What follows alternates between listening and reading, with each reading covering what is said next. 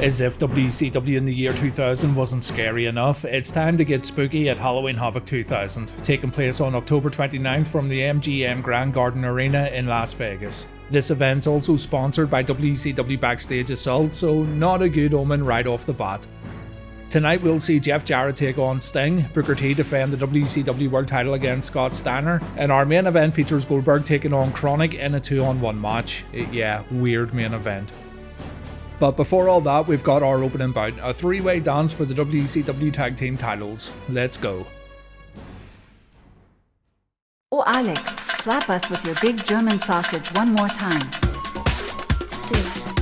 Oh, big Bratwurst.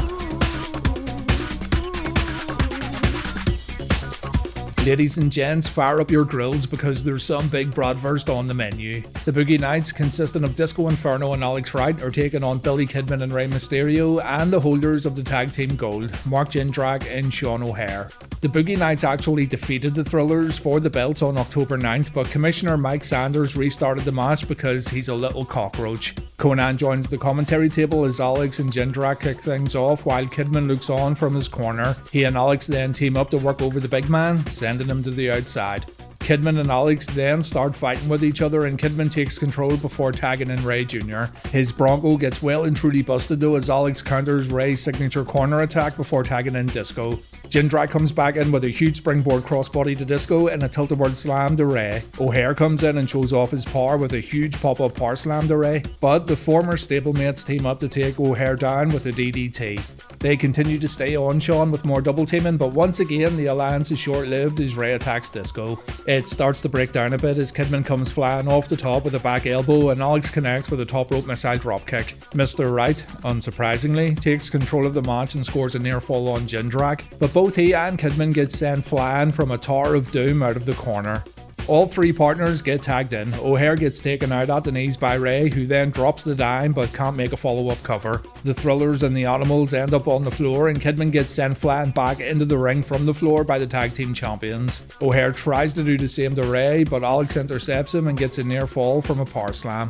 Kidman scores with the Kid Crusher on Alex while Disco takes a middle rope Frankensteiner followed by a Bronco Buster. Ray then gets chucked over the top to the floor, allowing Disco to hit the Chart Buster, but Ray breaks up his cover by dropping yet another dime. Sean then scores with a Sean Tom Bomb to Disco, and that's enough to get the win for the Thrillers, and that's enough for the Thrillers to retain the tag team belts. And yep, a really fun opener here, I have to say. The younger talent are once again proving their worth and are a glimmer of hope in the current WCW wasteland. After the match, the Thrillers and the Knights beat up the Animals, including Konnan. Sergeant AWOL comes down to clear out the ring, and it looks like old K-Dog's in a pretty bad shape. Speaking of AWOL, he's in action right now as the Sarge challenges Reno for the Hardcore Championship. Sarge is already setting up a table as the Hardcore Champion makes his way down to the ring. Right off the bat, AWOL gets put through his own table with a flapjack from Reno, but it only gets a 2. Reno stays in control on the outside with some weapon shots, including a trash can which has been tied to the ring post for some reason. The Sarge does get a second window as he whacks Reno with a kendo stick before dropping the champ across the steel barricade. Reno then gets a trash can put over his head, and AWOL does his best Eric Cantona impression as he boots the bin in Reno's dome. AWOL does it again, it looks a lot better this time around, and he goes over to Too Sweet Stevie Ray because, you know, that whole connection there. Yeah, the lads make their way up the entranceway ramp and the challenger looks like he wants to chokeslam Reno off the stage, but a shot to AWOL's A-balls prevent that from happening. Reno takes advantage of the situation and he connects with his roll of the dice on the ramp. The champ then grabs a pair of tables and he stacks them up. You've all watched enough wrestling to know how this plays out. He who sets it up must go through it, so of course Reno gets sent through both tables. The lads eventually head to the backstage area where AWOL shows his distaste for Windows 2000 by chucking a PC monitor at Reno. Reno has bad aim, but don't worry mate, you can still play solitaire on it. Yet another table gets broken as the Sarge goes through it and the two continue to scrap around the backstage area before finally coming back out to the ringside area where our match comes to an end. As AWOL setting up yet another table, Reno cracks him across the back with a chair, allowing him to hit a second roll of the dice on the floor for the win. To be honest, this was better than a majority of the hardcore matches WCW's put on this year, but believe me, this isn't saying an awful lot. We get another post-match attack as the Thrillers come down to beat up AWOL until members of the M.I.A. come down to make the save. Christ almighty, lads. We get a promo from the Thrillers backstage, but clearly this was filmed earlier in the day as Chuck and Stasiak have their street clothes on when literally 10 seconds ago they were in their ring gear. And people wonder why folk take the piss out of WCW from this time period. Shane Douglas saunters in and they do eventually flash up an earlier today graphic, even though Shane mentions how pleased he was that the Thrillers took out Konnan in our first match. I mean, fuck it, who cares at this point? If you guys love the Natural Born Thrillers or the M.I.A, then this is the show for you, as these two factions are squaring off once again. This time, it's Stasiak and Palumbo taking on Lieutenant Loco and Corporal Cajun in a tag team match. Before we get to that though, the commentators recap Goldberg spearing the ring post on Thunder, and they say they're unsure of the extent of Billy Boy's injuries. What they do know is that Goldberg has not yet arrived at the arena, so we'll have to see how this plays out. They did the same thing more or less at the Great American Bash. Keep in mind, the next time Goldberg loses, he's done in WCW, so if he can't compete then that's as good as a loss. Right, anyway, tag team match. This one's just been added to the card and the Misfits sprint to the ring to get it started. They send Palumbo to the floor and Stasiak's on the end of some double teaming. Loco stays in control even when Palumbo comes in, but that doesn't mean he won't take some assistance from his tag team partner. Cajun delivers some chops in the corner and he follows up with a top rope clothesline before tagging in Loco. The Lieutenant takes a rough landing off a hot shot from Palumbo, and the Perfect Event have a bit of a tiff before going for a double team move. Remember, Coach Nash has been trying his best to stop these boys from fighting. Stasiak's been the odd man out of the NBT as of late, and the commentators even say that Stasiak's out for himself, though there's nothing wrong with that big double flapjack, to be fair. Loco takes a sit-down powerbomb and the Perfect Event seem to be on the same page for now. Palumbo catches Loco and he throws him overhead, first with a fallaway slam and then with an overhead belly-to-belly. Loco counters a gorilla press from Stasiak and he makes the tag to the Corporal. Cajun looks pretty good until he gets wiped out with a forearm from Stasiak. Chuck pops on a sleeper which stays applied for a good while before Cajun fights out, but he's immediately being put back in that sleeper as the crowd begin to slowly lose patience. Cajun fights out again and both men are down after the Corporal hits a springboard X Factor. Loco gets the tag and all four men get in the ring for a fight. Some heel buffoonery occurs when Palumbo superkicks his own partner, and this sets Stasiak up for a tornado DDT from Loco. That's gonna be a 1-2-3 for the M.I.A. Take it or leave it really. I'd only bother watching this one if you're a big fan of any of the guys involved. We immediately go backstage where Konnan's still hurting from earlier on. Both Kidman and Mysterio say they'd replace K-Dog in this match, but they already wrestled earlier on. Not exactly sure why this is any kind of excuse, seeing as it's now expected for guys to wrestle multiple matches on Nitro, but yeah, well, whatever. Konnan storms off, and could we be seeing dissension within yet another faction in WCW? Surely not. More tag team action next, this time of the intergender variety as the Franchise and Torrie Wilson take on Konnan and Tygress. Shino has an unfair advantage in this one as he has Wonder Woman on his team, which surely goes against the contractual stipulations that both teams signed before the bout. Shane cuts a promo, because of course he does, saying that Konnan should know that once he's had his ass kicked, he should also know to stay down. He also says that seeing as Tygress no longer has a partner for this match, she should come down to the ring and get her ass franchised. One of these days, he'll explain what that actually means. Tygress makes her way down and she says that Konnan may not be able to fight, but she's more than willing to take out Shane's punk ass and Torrie's hoochie ass all by herself. Yeah, it sounded better when she said it.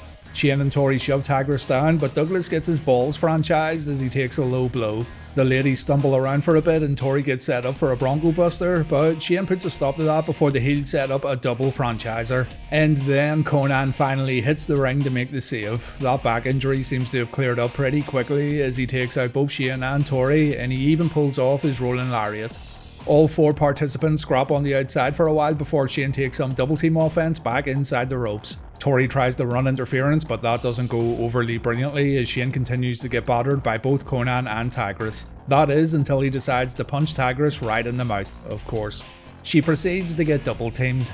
Not like that, you degenerates. Right up until she counters Torrie's corner attack and connects with an X Factor, but it only gets a 2. Shane comes in and Tygress gets made humble as she gets put in a camel clutch. She refuses to quit, so Shane applies a standing chicken wing. The crowd do rally behind Tygress here, and not joking, it's the most noise they have made all night. She's able to escape and she makes the tag to Konnan, who takes it to the franchise with a backdrop, a seated dropkick and a DDT. The match breaks down, and as Konnan delivers some mounted punches, Tygress goes for a Bronco Buster, but Torrie pulls the referee in the way and Charles gets a face full of stuff. I hate that name. Torrie then hits a franchiser on Konnan, but it doesn't get the job done, unlike the double facebuster from Konnan and Tygress to Shane, which does. A weird match here, as Konan's injury played no part in the bout, so what was even the point? But the crowd seemed invested in this one, so I don't know.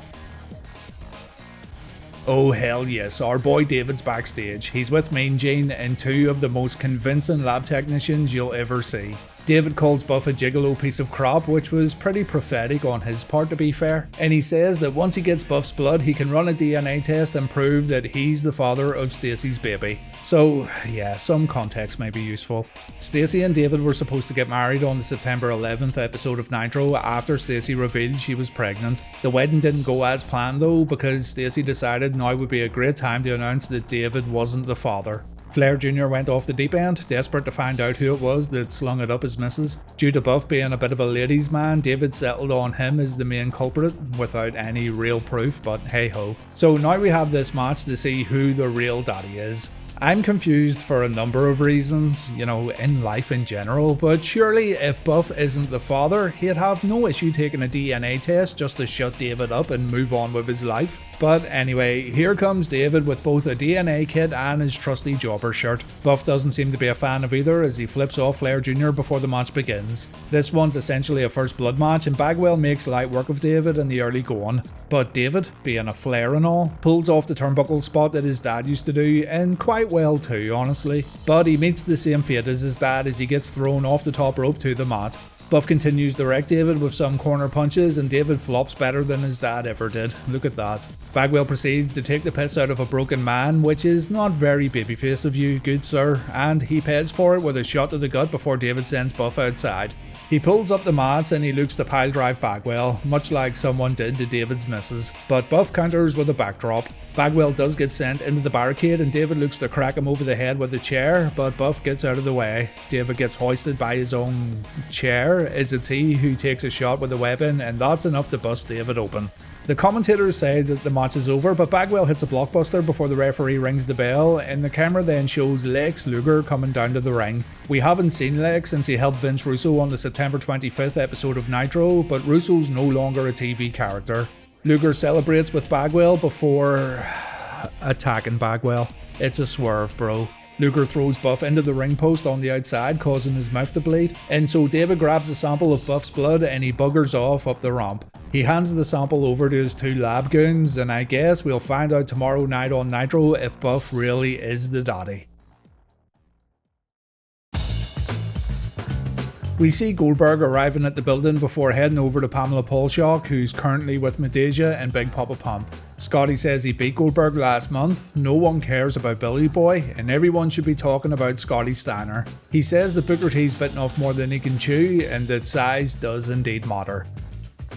Up next, fuck me running, it's Mike Sanders taking on Ernest Miller in a kickboxing match, with the winner becoming the WCW Commissioner. Sanders, along with Palumbo and Stasiak, cuts a promo saying that this won't be anything like the Rumble in the Jungle or the Thriller in Manila. I totally believe him. But this will instead be him dead in the cat's ass.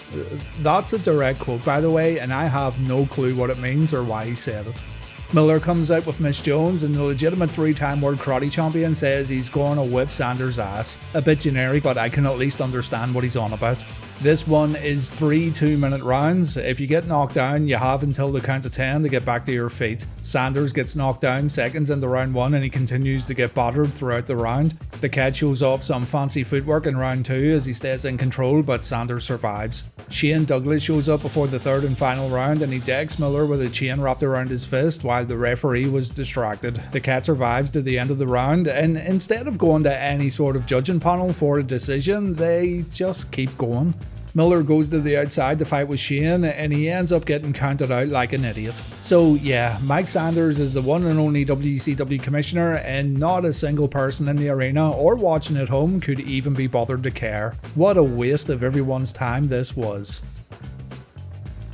Backstage, Goldberg mentions to some doctor that he's been having dizzy spells since Monday night, but there's no way he won't be competing at Halloween Havoc. KroniK, on the other hand, don't really care if they compete or not, as they'll be getting paid either way. But Big Brian Adams reiterates that if Goldberg doesn't compete, then that counts as a forfeit. On we go with this infernal show as our resident 70s enthusiast Mike Awesome takes on Vampiro. Mike beat Vampiro on the September 18th Nitro, so Vampiro wanted a rematch over a month later. The rematch didn't happen sooner because Vamp got injured long enough for fans not to care anymore. Vamp has a rather fetching ensemble but is without the ICP. He does have a sword with him for some reason though, and I don't know why. Awesome has a world title match tomorrow night, but Stevie Ray points out that if Vampiro beats him here, then surely he should be considered the #1 contender. Don't worry Stevie, I don't think we'll have to worry about that particular scenario taking place. Right enough though, Vampiro seems to have a similar thought pattern as he does indeed challenge Mike to put that world title match on the line. Awesome agrees and the fight's on. Neither man can get the advantage until Awesome floors Vamp with a shoulder block which sends our gothic friend out of the floor. Awesome dives over the top rope onto Vamp, who then gets sent over the guardrail and into the crowd, wiping out the security lady in the process.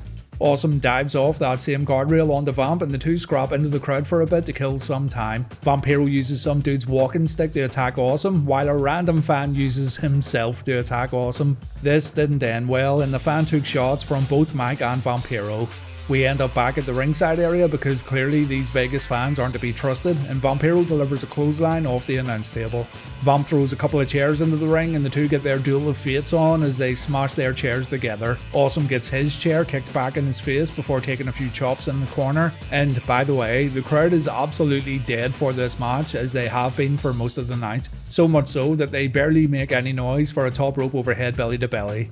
Vamp heads up top and he proceeds to fly helmet first into Awesome. I think Awesome was supposed to catch him here and turn it into a powerbomb, but that didn't happen and instead it just looked a bit silly.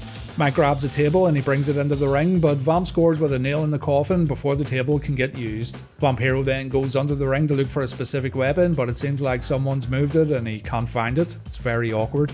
On the outside, Mike hits a sit-down powerbomb on the floor, but it only gets a 2. Back in the ring, both men end up on the top rope and Mike scores with a top rope awesome bomb for the win. And man, this was not great. The in-ring action was all kinds of disjointed and really sloppy at times, which you don't really expect from these two. The dead crowd didn't help either, but you can't blame them given what they've seen so far tonight.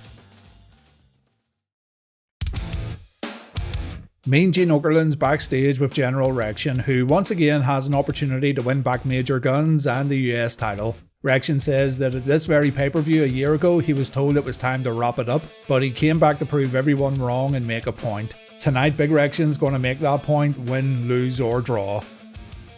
So it's Rection versus Lance Storm and Jim Duggan in a handicap match. Kinda shits all over your main event stipulation to have another 2-on-1 match earlier on in the card, but sure, what do I know. We cut back to the arena to see Vampiro being helped out of the ring, and when you look at the replay, you can see why he needs a hand. His head bounced off the mat pretty damn hard.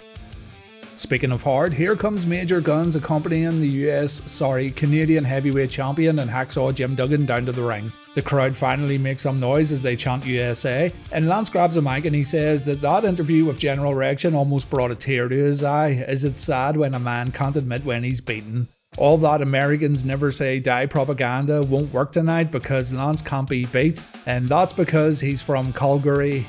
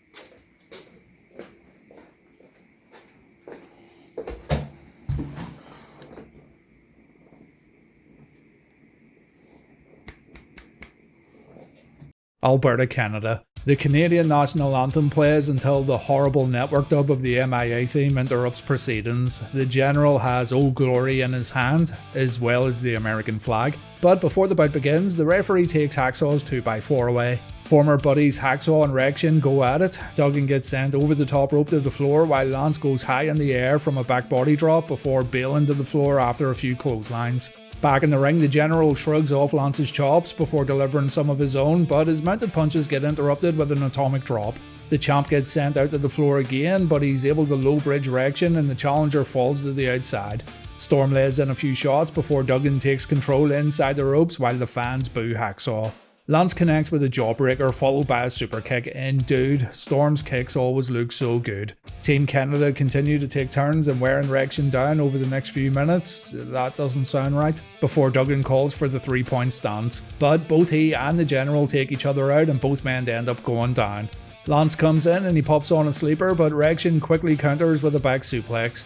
Hacksaw tags back in, but some miscommunication causes Lance to take him out with a forearm, and this is the opening Rection needed as he goes to work on both of his opponents. Lance goes for the maple leaf, Rection counters it and he plants the champion with a power slam. Duggan goes to break up the pin, but he nails Lance by mistake. The referee then takes a spill, which allows Duggan to hit a piledriver on Rection, but there's no one there to make the count. Primetime comes down with another 2x4, but Major Guns puts a stop to that by attacking Skipper with a Canadian flag. Lance takes the 2x4, but the Major relieves him of it, causing Lance to get distracted and berate her all the way up the ramp.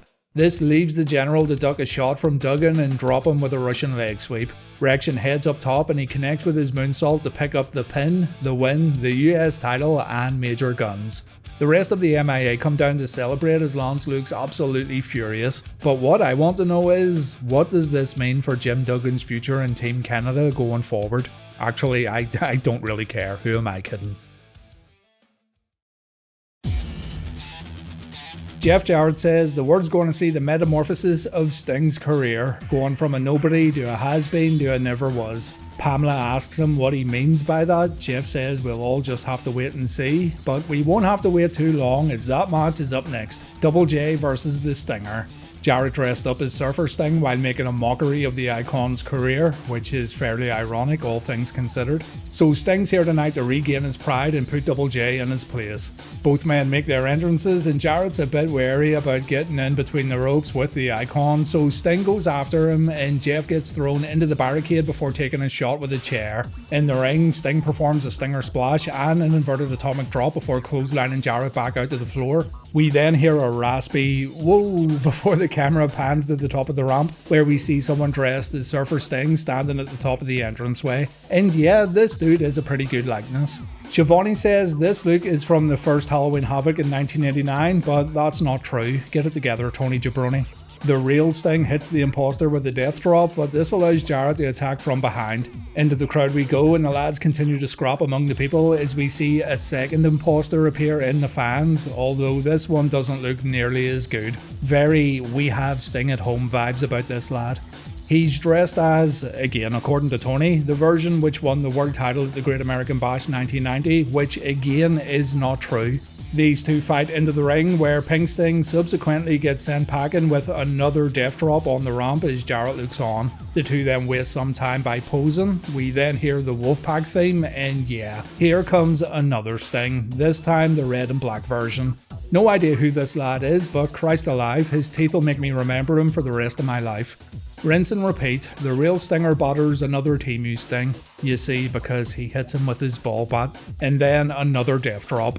Jarrett cracks the real Sting with the bat and he stays in control with a suplex before bringing the Icon back down to the ring via a few trips to the guardrail. Jarrett continues to keep the advantage back in the ring before popping on a sleeper because this match really needed a rest hold. It stays applied for a lifetime as both men go to the mat, but the Icon finally gets out and he applies a sleeper of his own. It's quickly countered with a backdrop.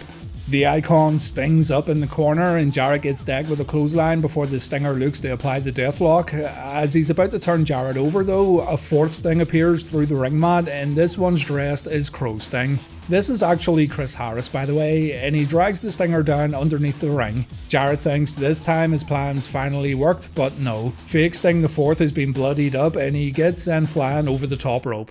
We get a pair of Stinger splashes, and just as Sting's about to go for the death drop, the lights go out and the fans start to boo at this point. Poundland Sting then comes down from the rafters. It's another crow Sting, so they must have ran out of ideas. And he also gets beaten up so much that his hair comes off. He takes a death drop through the announce table, and back in the ring, Sting wants to put Jarrett in the deathlock again. But Chris Harris Sting whacks the real Sting over the head with a guitar. This has no effect seemingly, as Harris ends up getting taken out, but a guitar shot from Double J is enough to finally put Sting down for the 3 count. I mean, what the fuck do you even say about this? I hesitate to even call this a match, as any action we got was limited to punches, Stinger splashes and guitar shots. I do like the idea of Sting facing his past, but not all at the same time. Like, surely it would have made more sense for him to fight a version of himself every week on Nitro to build up to this match. Instead, having all these Stingers appear during a single bout just watered down the concept. It got old quick and the crowd felt the same way. The idea was there, but the execution was, well, it was typically WCW in the year 2000. Pamela's backstage with WCW champion Booker T. He says there's a difference between deserving a world title and just talking about it, and he tells Big Papa Pump to just come down and get some. Booker then turns his attention to Goldberg. He says that he respects Billy Boy, and so because of that, he's going to put the world title on the line right now as opposed to in the main event. This will in turn give Goldberg more time to prepare. What a nice fella that Booker T is. So yeah, here we go. Scotty Steiner gets his shot at the WCW World Heavyweight Championship against Booker T at Halloween Havoc. Michael Buffer earns his more than well-deserved paycheck by saying a catchphrase that I won't say, as getting sued isn't really something I want to deal with today. The champion comes out first, which has always been a pet peeve of mine, but the challenger seems rather perturbed that the match order has been changed and he ends up attacking one of the agents backstage. Scotty has no choice but to head to the ring, accompanied by his head hoochie, M.I.A, and Scott makes a beeline for Booker's brother Stevie Ray at the commentary table to talk some trash before doing the same with the fans at ringside. Booker looks to get the crowd on his side before the two men lock up, and Steiner shows off his power by pushing the champion back to the corner. A back elbow floors Booker, and Scotty lays in a few more shots in the corner, but Booker comes back with a back elbow of his own, followed by a flying forearm for a 2 count. Steiner bails to the floor for a breather before jumping into the crowd to jaw-jack with the fans. When he gets back in the ring, he puts the champion down again and he lays in some more hard right hands. But Booker comes back and the challenger goes down following a spin kick to the face. Booker lays in a few mounted punches and there's a smattering of boos for the champion. M.I.A trips Booker, Scott takes advantage by knocking him out of the ring, and Booker then gets sent into the guardrail before taking a shot with a chair. Into the audience we go, where Steiner continues to stay in control, and when they come back over the safety rail, Booker gets put through the makeshift announce table right in front of his big brother. Scotty gives Stevie a hard time, and it looks like Big Papa Pump has this one in the bag. He delivers his Steiner line and elbow drop combination, and Scott, of course, goes after the referee when Booker kicks out at 2. The champ gets stretched out for a bit, he fights out and he puts Steiner down with a neckbreaker before setting Scotty up for an axe kick, but the challenger instead drops Booker with another clothesline. The champ gets set up on the top rope and Steiner delivers a middle rope Samoan drop before getting in a few push-ups, as is required during any world title match. Booker comes back momentarily, but a low blow puts a stop to that, and a belly-to-belly puts the champion on the mat once again. Scotty charges, but Booker leapfrogs over Big Papa Pump, who falls between the ropes to the floor, and after a brief scuffle outside, the two get back in the ring for another Booker T sidekick followed by a missile dropkick. Axe kick from Book, but he isn't able to make the cover. M.I.A hands Scotty the lead pipe. Booker goes for a Harlem sidekick, but Steiner whacks him in the leg and the champion's in a lot of trouble. By the way, this isn't an ODQ match, and I've heard no mention of Relax rules throughout the show, so who knows why this isn't a disqualification. Scotty then attacks Charles Robinson. He hangs him in the corner in a tree of woe. It looks a tad hilarious as Scotty hits a double underhook powerbomb to set up for the recliner, and Scotty locks it in. Another ref comes down, so Scott attacks him for some reason before going back to the recliner. This causes a third referee to come down and throw the match out. Scotty whacks him with the pipe as well as all of the security that comes down to the ring, and yup, complete cluster of a finish. Scott continues to beat up Booker after the bell. Jeff Jarrett comes down to call Steiner off, and that, fellow grapple fans, is how the world title match ends. I don't know, man. This has so many things wrong with it, I don't even know where to start. If the shot with the lead pipe wasn't a DQ, then how come attacking officials is? And why did it take Scott attacking 2 of them for the match to get called off? Plus, having Scott attack officials when he seemingly had the match won just makes him look like a bit of an idiot more than an unhinged madman. No one comes out of this looking good, so what was even the point? Why can't WCW apply basic logic to their match finishes? Right, main event time. Thank you, sweet Jesus. It's a handicap match, KroniK versus Goldberg. If Goldberg loses, he's gone from WCW, and if I were him, I wouldn't be seeing that as much of a negative at this point in time.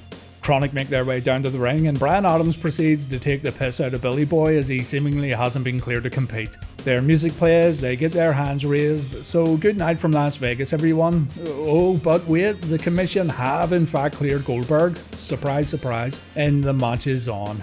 Yeah, you got us good, WCW, great job.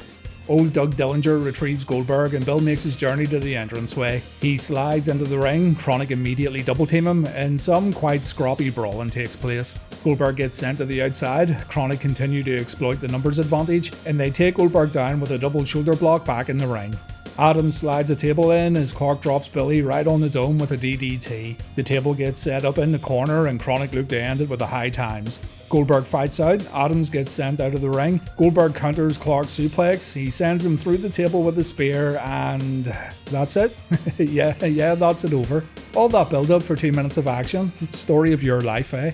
After the match, Adams hits a full Nelson slam and it seems the match is still going. Okay. So it seems that Goldberg has to pin both members of KroniK. It would have been really nice to have been told that in advance. Oh wait, never mind. He hits another spear and a jackhammer to Adams and now the match is officially over. So yeah, that's Halloween Havoc folks. My god. There really is only one word I can use to describe this show. Well, there's quite a few, but I'm only going to pick one. Halloween Havoc 2000 is an ordeal. Now, this isn't the worst WCW pay-per-view of the year, which is quite frankly an incredible statement in itself, but it's the one that felt most like a slog to get through. There were far too many matches on this card, most of which went way longer than they had any right to. The Goldberg vs KroniK payoff was hugely underwhelming. The finish to the world title match made the champion look weak and the challenger look like a moron. Awesome vs Vampiro was sloppy and it had no heat. The list of negatives go on and on. The only real highlight here was the opener, and I'm not just saying that because it had Alex Wright in it. And yeah, that's really all there is to say. This show has nothing to offer, and I can only imagine how this is going to translate tomorrow night on Nitro. Though if you want to find out all about the Halloween Havoc 2000 fallout, be sure to join me on Thursday for Reliving the War. Thanks for watching everyone, and please take care.